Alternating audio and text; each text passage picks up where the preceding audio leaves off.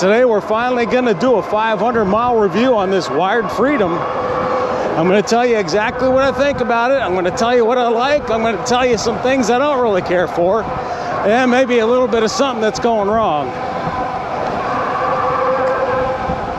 Now, what's great about this review and this channel, guys, is I'm not here as a business venture. I don't make money on YouTube. I'm not looking to make money.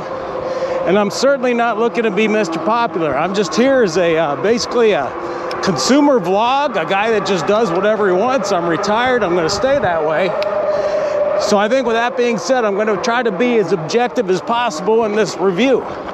Now, before we get started, we're going to start up here. I'm going to cut this off, and we're actually going to park and talk. But before I get started, I also want to tell you this. I don't think 500 miles is that much, frankly.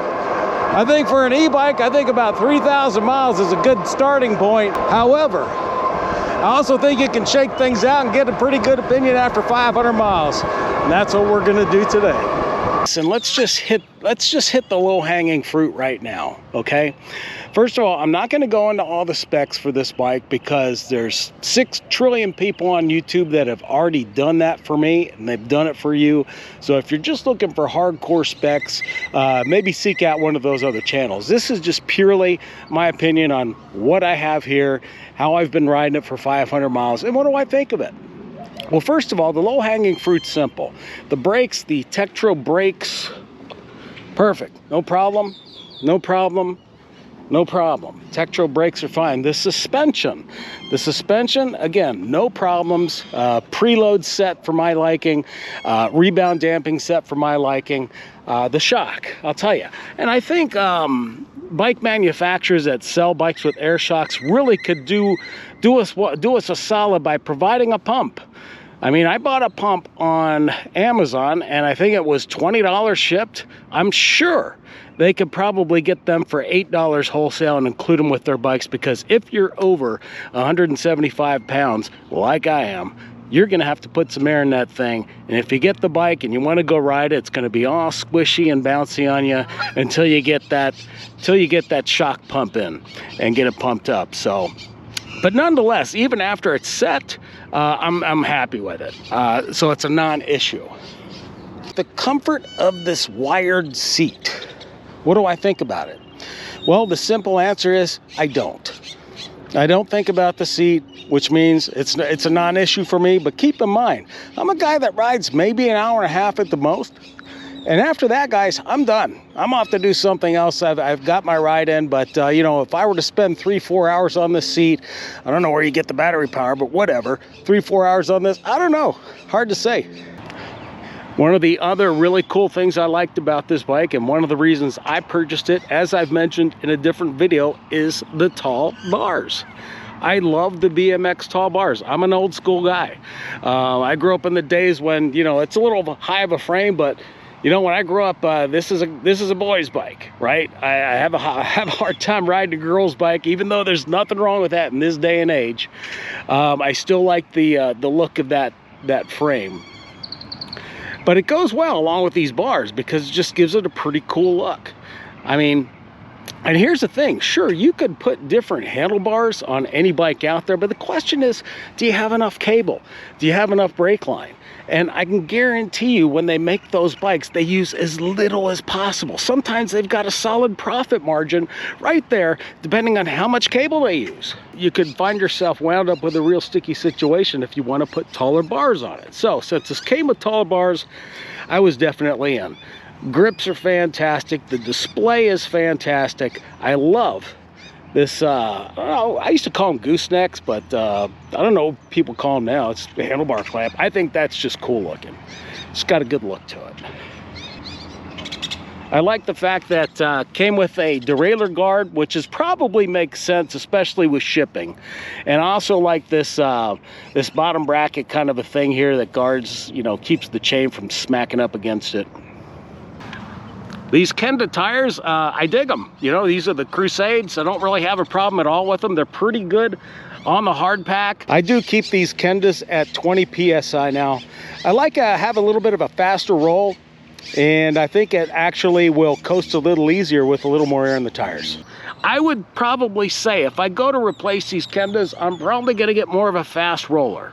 I would like to get more of a hybrid tire that's, you know, maybe 80% street with a little bit of grip on it for off-road, because I just don't really off-road that much. And when I do, it's usually like fire roads, trails, things of that nature. I'm not doing drops, I'm not stump jumping, I'm not downhilling.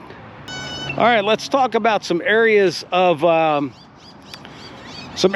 I'm having some issues with. Number one, now this doesn't happen often, and I'm not saying any of these issues are deal breakers. These are just things that I've found in the first 500 miles. Number one, if I do get a little off-road and get a little squirrely, I'm not sure if it's the back or the front, but this chain will start jumping around. It won't necessarily change gears usually, but it will definitely slip. And again, it happens so fast and so unexpectedly, I'm not sure if it's the front chain ring or the rear set that's skipping, but it will do that from time to time. And I noticed that most pedaling hard going up maybe an off-road hill, which again, I don't do very often. Now, I'll also tell you this, I have not touched anything here. I haven't cleaned the chain, I haven't oiled the chain, I haven't adjusted the derailleur at all. Nothing has been touched in this drive system. It's exactly as it was sent to me from Wired, well, from China, whatever, however we want to call that. Maybe that's an issue where I need to get in there and clean it. I don't know. But again, it's very rare. Never happens on asphalt or concrete trails, only when I'm off-road. Let's talk about one of the bigger things that I'm kind of concerned about. Now, before I say this, I want to tell you I have not been in contact with Wired. Okay, so this is just a one-sided story.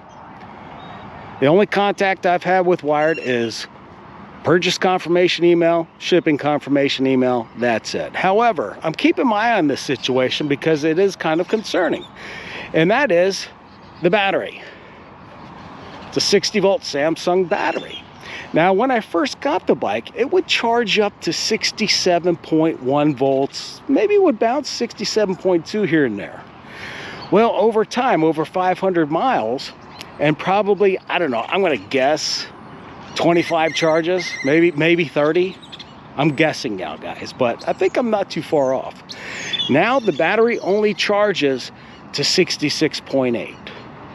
So that definitely means it's losing some capacity.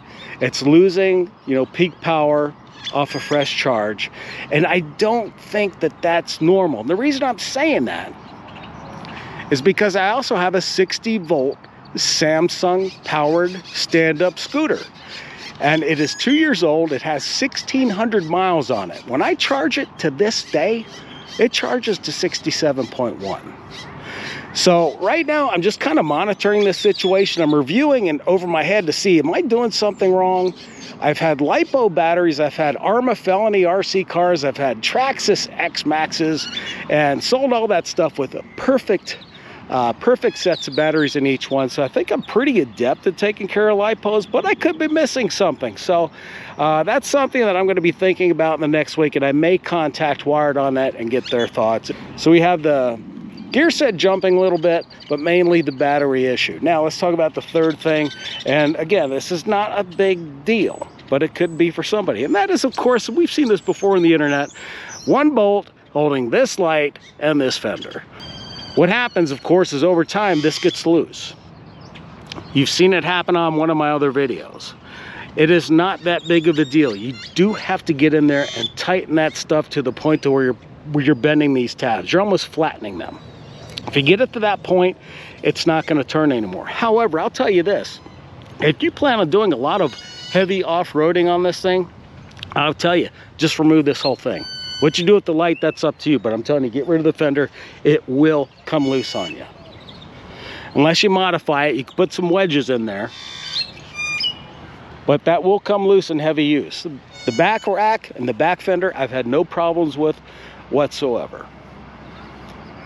I don't really like the back rack, nor do I like fenders on the bike, but they're here, they're functional, and since they are, I put this crap bag on there so I can carry a bunch of things I'll never use.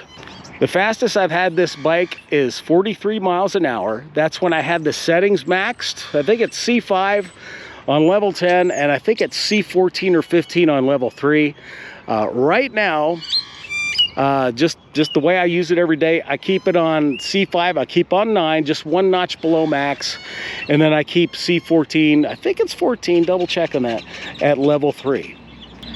So in looking at this, we also have to remember that there's now competition. There's now competition in this genre. We have what, E-Cells out there? E-Cells is, you know, trying to throw you a little more bike, I think, for a couple of bucks less. Basically, I think they have free shipping. Don't quote me on that. So the question is, when I bought this bike, the E-Cells wasn't available.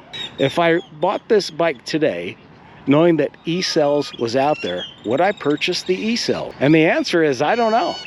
I would definitely have to give a hard look. You know, this is the great thing, guys. People like me don't buy 48 volt bikes. Okay, it's just not gonna work for us. 60 volts is the only thing that's gonna get us in the door. Now, I can tell you that because of E-Cells, in my opinion, because of E-Cells' entry into this market, it's had to bring Wired to the table to upgrade their latest bike. And I think their latest bike has, I believe, dual batteries, about 12, I think it's got 12 more Newton meters of torque. Don't quote me on that, but I think I'm in the ballpark. And may have a few other doodads. I didn't really look that hard, because once I found out it was still a 60 volt, I was no longer interested, because the next bike I buy is gonna look like this one. It's not gonna look like a moped.